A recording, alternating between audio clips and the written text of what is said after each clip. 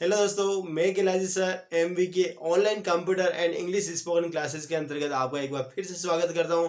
दोस्तों, पिछले वीडियो में मैंने आपको बताया था कि हम ओनली शब्द का स्ट्रेस सब्जेक्ट और ऑब्जेक्ट के बाद लगाते हैं।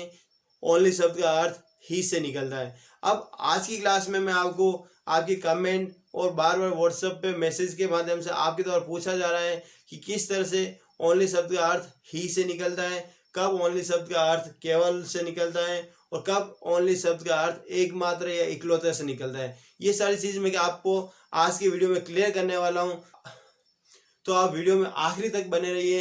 इस वीडियो में आपको बहुत ज़्यादा जानकारी मिलने वाली है। यदि अभी तक आपने हमारे चैनल को सब्सक्राइब नहीं किया है तो तुरंत आप सब्सक्राइब कर लीजिए, साथ ही नोटिफिकेशन आइकन को ऑन कर लीजिए ताकि हमारे द्वारा प्रदान की जाने वाली नई नई जानकारी की सूचना आपके पास सबसे पहले पहुंच सके।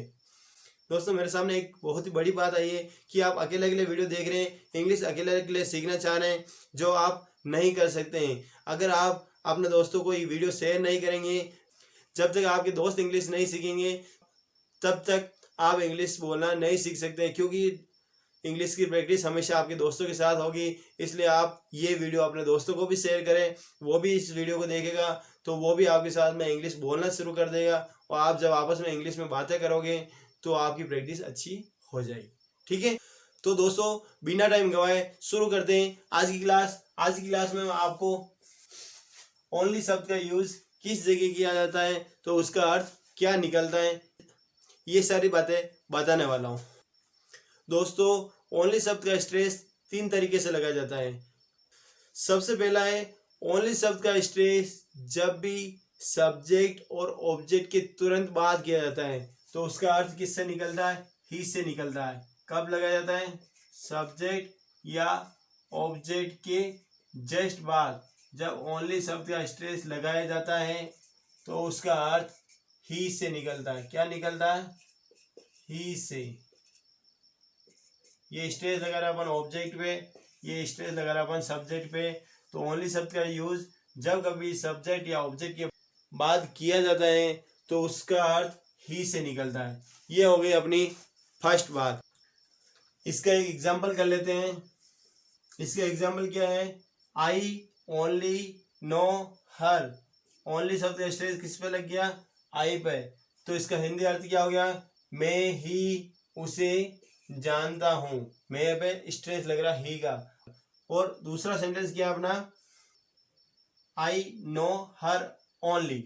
आई नो हर ओनली, यहाँ पे ओनली शब्द का स्ट्रेस कहाँ पे लग रहा है, ऑब्जेक्ट के ऊपर। किस पे लग रहा है, ऑब्जेक्ट के ऊपर। तो इसका हिंदी अर्थ क्या हो रहा है, मैं उससे ही। यहाँ पे ही का स्ट्रेस किस पे लग गया, उससे, यानी कि ऑब्जेक्ट पर। मैं उसे ही जानता हूं। तो ये हो गई अपनी फर्स्ट बात, क्लियर हो गई। फर्स्ट बात के अंदर अपने क्या सीखा, ओनली शब्द का स्ट्रेस सब्जेक्ट और ऑब्जेक्ट के तुरंत बाद जब स्ट्रेस के रूप में लगाया जाता है तब इसका अर्थ ही से निकलता है। अब आते हैं अपन सेकंड बात पर। ओनली शब्द का यूज जब कभी प्रीपोजिशन के रूप में किया जाता है, अर्थात जब कभी सब्जेक्ट और ऑब्जेक्ट के जस्ट पहले ओनली शब्द का यूज किया जाता है तो उसका अर्थ सिर्फ या केवल से निकलता है। इसका एग्जाम्पल करके देख लेते हैं। इसके अंदर क्या होगा, सब्जेक्ट और ऑब्जेक्ट के पहले ओनली शब्द का स्ट्रेस लगेगा। ठीक है, कैसे लगेगा, ओनली, फिर उसके बाद सब्जेक्ट और ओनली, उसके बाद ऑब्जेक्ट। इसी एग्जांपल को अपन करके देख लेते हैं। ये देखिए, ओनली शब्द का स्ट्रेस यहाँ पे क्या हो रहा है, सब्जेक्ट के जस्ट पहले लग रहा है। कहाँ लग रहा है, सब्जेक्ट के जस्ट पहले। और जब कभी सब्जेक्ट के पहले ओनली शब्द यूज किया जाता है तो ये एक तरह का क्या बन गया, प्रीपोजिशन। प्रीपोजिशन बन गया ये। तो इसमें क्या हो रहा है, इसका ओनली का अर्थ क्या हो रहा है, सिर्फ या केवल से निकलेगा। तो ओनली आई नो हर, सिर्फ मैं उसे जानता हूं। ओनली आई नो हर, सिर्फ मैं उसे जानता हूं।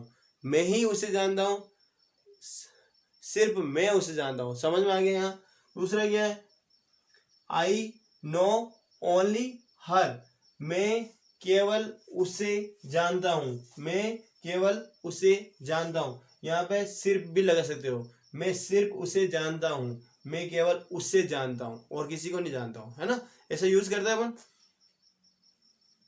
सिर्फ मैं उसे जानता हूं, सिर्फ मैं उसे जानता हूं और उसको कोई नहीं जानता है ना। इस तरह के सेंटेंस बनेंगे ना, या सिर्फ की जगह केवल भी लगा सकते हो, केवल मैं उसे जानता हूं, सिर्फ मैं उसे जानता हूं, मैं केवल उसे जानता हूं, मैं सिर्फ उसे जानता हूं। ठीक है, नॉर्मल रूप में अपन क्या करते हैं, कहीं आते जाते हैं तो अपन यूज करते हैं ओनली आई नो हर, केवल मैं उसे जानता हूं। ठीक है, तो ये हो गई अपनी सेकंड बात। तीसरा तरीका है ओनली शब्द का स्ट्रेस किस तरह से लगाया जाता है वो देखते हैं अपन।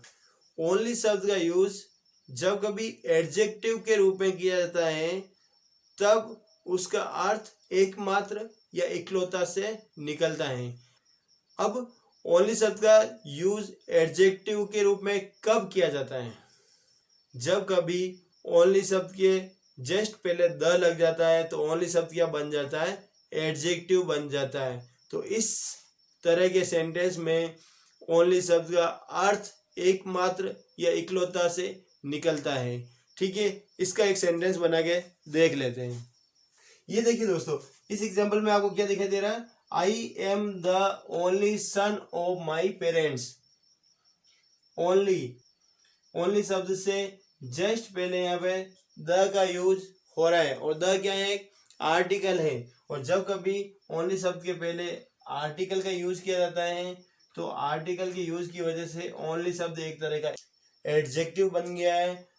इस तरह के सेंटेंस में ओनली शब्द का अर्थ एकमात्र या इकलौता से निकलता है।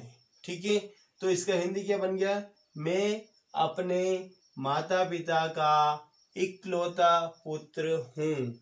I am the only son of my parent, I am the only son of my parent, मैं अपने माता पिता का इकलौता पुत्र हूँ।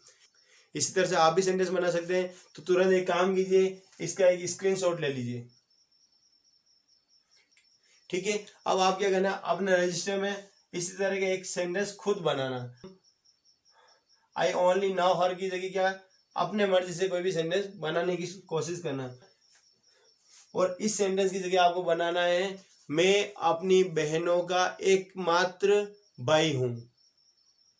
ठीक है, इसका सेंटेंस आप बना के मुझे व्हाट्सएप करोगे। व्हाट्सएप नंबर मेरे इस वीडियो के डिस्क्रिप्शन में दे रखे, आप वहां पे जाके आप उन नंबर के माध्यम से मुझे एग्जाम्पल व्हाट्सएप कर सकते हैं।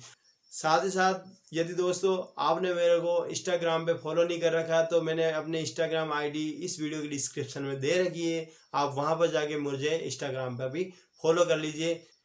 ओके दोस्तों, आज के लिए इतना ही। मुझे पूरी उम्मीद है इस वीडियो से आपको ओनली शब्द का यूज कहाँ कैसे किया जाता है ये पूरा समझ में आ गया होगा। यदि आपको कोई दिक्कत है इस वीडियो को फिर से रिपीट करके देख लेना। मैं कोशिश करूंगा इसी तरह से नई नई जानकारी आपके सामने लाता रहूं और एक दिन आपके मुंह से इंग्लिश ऑटोमेटिक निकले, ये मेरा आपसे वादा है। थैंक यू, मिलते हैं नेक्स्ट क्लास में। ओके।